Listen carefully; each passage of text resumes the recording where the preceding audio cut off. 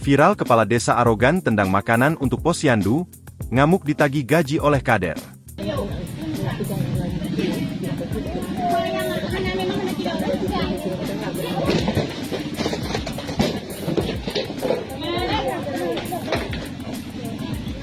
Tengah viral di media sosial aksi arogan seorang kepala desa di Kebun Teum Peun, Perlak, Aceh Timur mengamuk hingga tendang meja makanan untuk anak-anak posyandu. Kepala desa tersebut dikabarkan kesal lantaran terlibat cekcok bersama ibu-ibu kader posyandu usai ditagih soal gaji.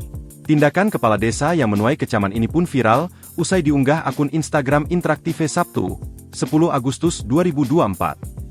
Dalam video tersebut, mulanya tampak suasana posyandu yang tengah dipenuhi oleh puluhan ibu-ibu beserta anak mereka. Namun dalam kegiatan posyandu tersebut, rupanya para ibu-ibu kader juga tengah melakukan protes dan menagih gajinya pada kepala desa. Pasknya para ibu-ibu kader posyandu itu dipaparkan diberhentikan sepihak oleh pemerintah.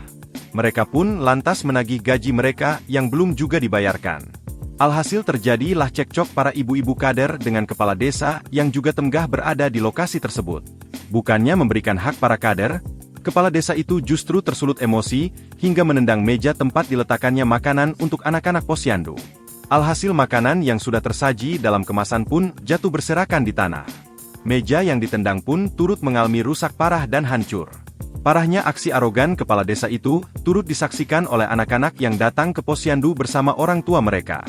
Meski diamuk oleh kepala desa, para ibu-ibu kader posyandu itu tetap terlihat tenang dan terus mengutarakan keresahan hati mereka. Sementara para warga yang datang ke posyandu pun hanya bisa terdiam melihat tingkah kepala desa itu. Download Tribun X sekarang, menghadirkan lokal menjadi Indonesia.